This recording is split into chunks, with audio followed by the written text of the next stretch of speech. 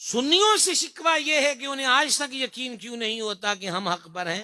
غوث و خواجہ کے لنگر پر پلتے ہیں، پیدا بھی ہوئے تو ماؤں نے ڈھیروں منتیں مانگی اور کتنے کتنے دیسی گھی کے ٹین خالی کر دیے حلوے پکا پکا کے، اور پھسلنے پہ آئے تو 5 منٹ کے کلپ پہ پھسل گئے۔ کچھ کھائے کا احساس ہوتا، کچھ نسبتوں کا پاس ہوتا، راہ ہی چھوڑنی تھی تو کسی سے پوچھ لیا ہوتا۔ یہ ون سائیڈڈ کاروائیاں، اور بنے پھرتے ہیں محقق، ریسرچر۔ کاہے کی ریسرچ؟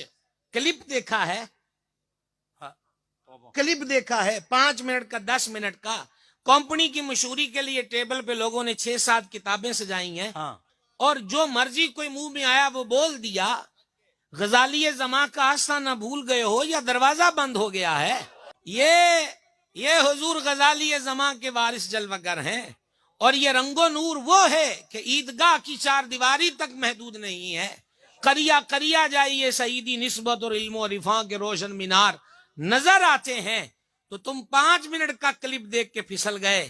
کبھی گھر تو آئے ہوتے، کبھی اپنوں سے تو پوچھا ہوتا کہ حضور والا یہ کلپ دیکھا ہے، آپ اس کے بارے میں رہنمائی کیجئے۔ اور پھر ہر ایرے گہرے سے بھی مت پوچھئے۔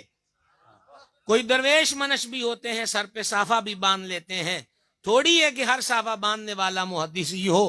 ہاں ایسا بھی مت سمجھیے کوئی سادہ سی ٹوپی پہن کر بیٹھا ہو تو وہ کو معاذ اللہ جاہل ہوتا ہے، لیکن جن کا کام ہے ان کو ساجے، انہی سے پوچھئے کہ حکم یہی ہے، فَاسْأَلُوا أَهْلَ الذِّكْرِ، ذکر والوں سے پوچھو۔ اس میں تو تصوف کے ماہر ہمارے بزرگ تشریف فرما ہیں، یہی روشنی ڈالیں گے کہ یہاں علم کا لفظ سیدھا کیوں نہیں آیا۔ وہ علم جس میں اس کی یاد نہ ہو، وہ پھر 99 بندوں کے قاتل کو کہتا ہے کہ توبہ قبول نہیں ہوگی، اور جسے پھر اس کی یاد والا مل جائے وہ 100 قتل کے بعد بھی کہتا ہے کہ جرم چھوٹا ہے اگرچہ بہت بڑا ہے۔ اگرچہ کسی کا مرڈر چھوٹی سی بات نہیں ہے، لیکن اللہ کا کرم پھر بھی بہت زیادہ ہے۔ تو نوجوانوں میں تم سے کہوں گا، تم بے وارث نہیں ہو۔ جھوٹے بے سر و پا قصے سنا سنا کر تمہیں حضور کے صحابہ سے دور کیا گیا۔ گھر تو آ کے پوچھو۔